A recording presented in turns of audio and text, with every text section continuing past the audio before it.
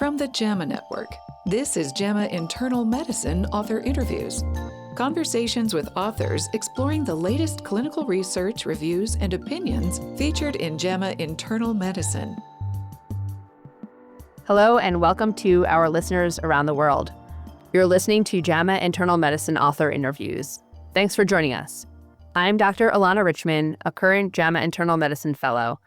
I'm also an assistant professor at the Yale School of Medicine and a general internist. And I'm joined by two of the other fellows in the program, Dr. Jerard Kneifati-Hayek and Dr. Nathan Stahl. Jerard, can you introduce yourself?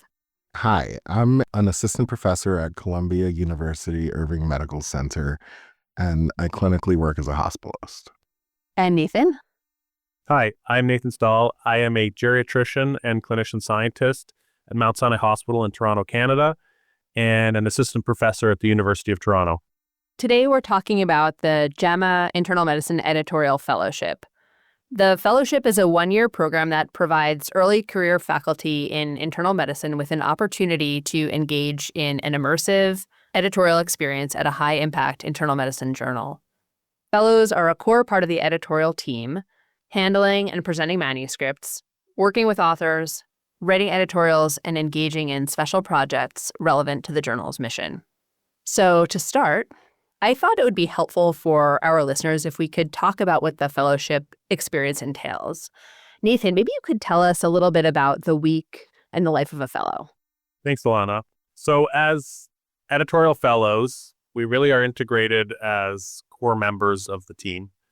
And at any given week, we are handling a number of manuscripts at different phases, whether it's manuscripts that have been triaged to us and we need to make, in consultation with our assigned mentors, decisions about whether to peer review those manuscripts or to reject them. There are other manuscripts that we are handling that have been revised, and there are other manuscripts that are very close to being finished. So there's at any given time asynchronous work that goes on to handle manuscripts. As a fellow, there are two meetings that we attend on a weekly basis. One is the manuscript meeting that's attended by all the JAMA Internal Medicine editors, and that's where we will bring forward manuscripts that we have handled to discuss with the rest of the editorial team to make larger decisions once these have been peer reviewed about whether to reject them, revise them, or bring them forward for publication. And a really special part of the fellowship has also been the opportunity to have mentorship. And we have a running series of fellows meetings where we would have special topics, learn about scholarly publishing, learn about what life as a medical journal editor is like, learn about new and cutting things about how journals are using artificial intelligence. So I would say that that is the sort of general cadence of a week, that asynchronous work handling manuscripts, two fixed meetings, and then at any given time, we'll be working on different writing, special projects, which we'll talk about a little later in this podcast. But that was the general cadence of a week as a fellow. Thanks. That's really helpful. I think as you were describing the work, I was reflecting on how before I became an editorial fellow, I had really no experience in editorial work. And one of the elements of the fellowship that has been useful is that there is structured mentorship. So each of us has a mentor assigned to us who helps us learn the work of being a journal editor. For me, my mentor was Dr. Mitch Katz. Dr. Katz is the president and CEO of New York City Health and Hospitals, and he's also deputy editor at JAMA Internal Medicine. And we would communicate about all the manuscripts that were triaged to me. And what I really valued about that relationship was that not only did I have sort of a gold standard to test my ideas against, what to do with a manuscript, but Mitch also taught me his principles, how he thinks about what would be of interest to our readers and how to make decisions about manuscripts. So it's not just about making individual decisions, but really learning an approach to handling manuscripts. We also had the opportunity to write ourselves. We had the opportunity to contribute to editor's notes, which are short pieces that help frame kind of noteworthy pieces that come out in the journal to provide some additional context about why the journal decided to publish something and why that piece matters. And I wondered, Jerard, how the fellowship shaped your approach to writing and what your experience was like engaging in that type of work.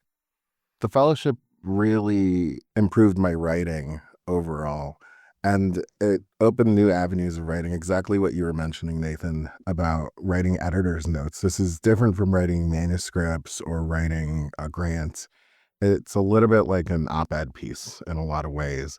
And you really get to take an important message from this manuscript that you've been working on and write this really concise and impactful piece. And you really get a chance to shape the conversation around this manuscript with an editor's note. And it shows the value of what you can do as an editor.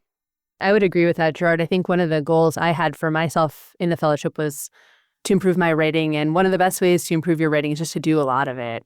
And the fellowship is really an opportunity to write in. So if you're interested in that, the world is your oyster, really. You can have the opportunity to comment on papers that we publish and work with other editors who have a lot of experience writing these kinds of pieces and get feedback on your writing. It's really an opportunity to practice those skills and to hone them and to be able to write at a fairly brisk pace for a broad audience. The other thing I will say about this fellowship that surprised me and that I really have so appreciated about it was just the number of manuscripts we're exposed to. Like, I think we must have read hundreds of papers over the course of the year between manuscripts that we handled individually and then ones that we reviewed as a group. And I can think of very few other circumstances where you just have the challenge of keeping up with the literature in this way. And it's made me, for sure, a better consumer of the literature, a better researcher, and a better writer. And it's a way to generate ideas for your own work when you are constantly encountering new ways of thinking, new ideas, new approaches. And so that in itself has been tremendously valuable in my own career. I think also being on the other side as the researcher, we often view peer review as the hostile, excruciating process.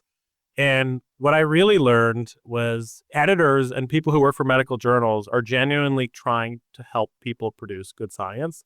They're trying to evaluate and make sure that it's relevant, that it's interesting, that it has some novelty, that it has methodological rigor. But once we recognize that there's something there, editors are really trying to do their best to help authors. And that was something that I really came away with, that our role is not to poke holes and to come with a stick. Our role is to really help shape science, to lift science up, and not only to package it in a level that's worthy of publication, but also to frame it with things like editor's note to draw attention to the larger context. And so I think that was a really important learning from this as well, seeing it from the other side.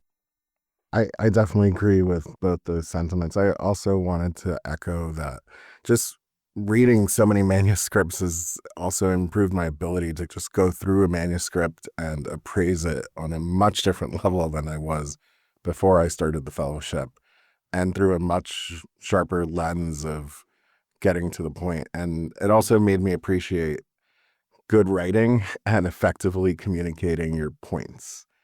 Ilana, how would you say the experience has influenced you as a researcher?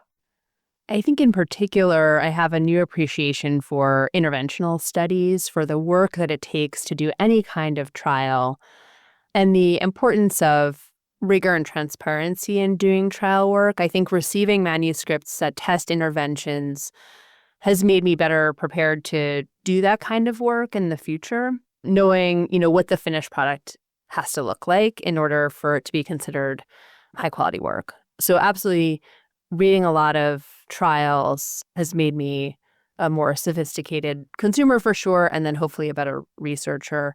And then I absolutely agree with what Jerard said about clarity in writing. Manuscripts can present really important ideas, but if it's not communicated clearly, it's going to be difficult for readers to understand and for editors to have enthusiasm about. And papers that are written clearly can have much bigger impact, not only because they can get through the editorial process more easily, but also the end goal, which is to contribute scientific knowledge. It's much more effective when the writing is clear. I think the other thing that was fascinating to view, was I'm sort of the outsider here. I'm a Canadian. You two are Americans. Was, the really important role that medical journals play, not only in publishing high quality research, but in the voice that they have during, fraught times. And journals take that very seriously. Journals take their editorial independence very seriously. Journals take their role in being a voice of science and evidence. And really, I found that just as someone who's a close neighbor, a really fascinating experience and really affirmed for me not only the importance of journals and the work that we all do, whether it's clinically or whether it's scientifically, but just on a societal level as well. What did you enjoy most about the fellowship? The thing that I enjoyed most about the fellowship, besides learning all these new skills and growing as a clinician scientist, was being part of the conversation of academic medicine and at the forefront at a very impactful journal. It was fascinating how you can shape these conversations and you're reading cutting edge research as it's being published. And I thought that was really awe-inspiring. I agree with both of those things. And I will just add one thing I've enjoyed about the fellowship is working with both of you. I don't think that I expected that we would have a friendship and camaraderie, but I hope you agree that it's been fun to work together. And we do have a sense of community as fellows. It's been fun to have new colleagues, and I really value going through this experience together. Definitely feel the same. 100% agree. So in closing, I wanted to offer some kind of final reflections for people who are considering applying. I hope what we conveyed was that this is an immersive experience, but it really can be transformative. You will learn a ton about the editorial process. You'll be exposed to a lot of literature. And I think for anyone who's interested in learning more about what the editorial process is like, it's an incredibly valuable experience. You'll learn the work of medical journal editing, but also develop skills that will make you a better researcher, writer, and communicator. And I think it's a tremendous opportunity for anyone who's interested in this work to, as Jerard said, have a seat at the table and be able to contribute meaningfully to work that is on the forefront of medical science. Yeah, absolutely agree. I think it's definitely something that academic early faculty should consider, because the skills that you're gaining, whether or not you decide to move forward with future editorial work, are going to translate into really making you a better clinician, a better researcher, a better writer and communicator, and really, I think, a better critical thinker. And so those are all things that I think most of us want to improve. And so certainly something that should be considered by many. I totally agree. As a junior clinician scientist, I felt like this was really impactful, not only on my career trajectory, but my career growth and the skill set that I'm walking away from this fellowship with. I'm Dr. Ilana Richman, and I've been speaking with Dr. Jerard Kneifati-Hayek and Dr. Nathan Stahl about the JAMA Internal Medicine Editorial Fellowship. The fellowship runs from July 1st through June 30th each year. Look out for the call for applications and information on how to apply on the JAMA Internal Medicine homepage and social media each year, starting around February. Applications are typically due mid-April. You can find more information on jamainternalmedicine.com. This episode is produced by Daniel Musisi at the JAMA Network.